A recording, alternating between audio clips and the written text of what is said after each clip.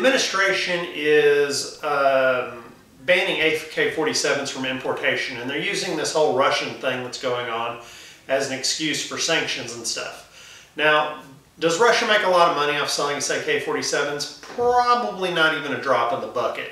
But again, the Obama administration isn't concerned about that. What they're concerned about is eliminating guns from coming into the United States.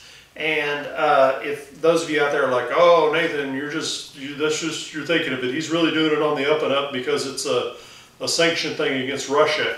Well, then look at his track record. He banned the reimportation of M1 Garands. Okay, these are guns made in America, sent overseas after we didn't need to use them in the 50s, and now we're trying to reimport them as antiques, and he's not letting them come back in. He actually said that they're weapons of war and assault weapons. M1 Garands, 8-shot World War II, 8-shot semi-automatic 30-06 cartridge firing M1 Garands. It's a joke. He's trying to ban everything gun related, and he's using any excuse he can get. Next, he's probably going to start doing bans on more ammo coming in from Russia now that he's done the AK-47s. Now, a lot of you are probably sitting out there going, well, I'm a gun owner, and I got my shotgun, and I got my deer rifle, and I don't give a rat's ass about no AK-47s. Well, here's why it affects you and me both, because I'm an AR guy. I don't even own an AK right now, or an SKS. But the reason it affects you and me is anytime you limit the importation and the free trade of a market, it has ripple effects throughout the market. Okay? So now, guess what's going to happen? People are going to buy more ARs. Now they're going to buy more AR ammo. All of a sudden, your ammunition is going to be more expensive because there's not cheap Russian-made ammunition flooding into the market, okay? That provided a niche. So think of it this way. You know, everyone says buy American, so let's go buy American cars, right? Do you think if we totally eliminated foreign car companies from selling cars in America, that Ford and Chevy and GM would suddenly make their cars cheaper for us, that they would drop their price because there wasn't competition?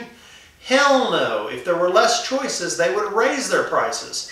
In fact, the only reason we drive halfway decent domestic cars right now that don't fall apart like they did in the 80s is because of the imports that came in that were higher quality, forcing domestic manufacturers to up their game to compete with the foreign high-quality vehicles that lasted longer.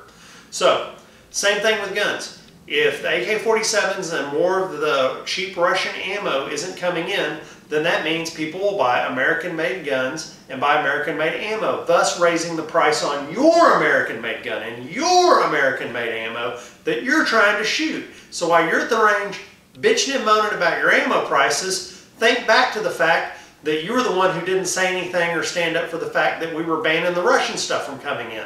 Okay? I'm not pro-Russia. What I am is I'm pro-free trade. I am for countries sending things across their borders and trading them and having a world free trade market. Every time you try to set tariffs and limit trade, it causes problems for both countries and both sides. You know, and like I said, the Obama administration is not going to lift the sanctions even if Russian you know, relations improve. They will lift some of the sanctions, but they will keep this one in place as long as he's in power. Once Obama's out of office, the next guy that comes in probably will just keep the sanctions in place. Even if he's pro-gun, he'll probably keep the sanctions in place because there's going to be some American manufacturer who likes to sell his ARs at a higher price who will pay off the politician to keep the AK-47s out of his market. So this is the great land we live in.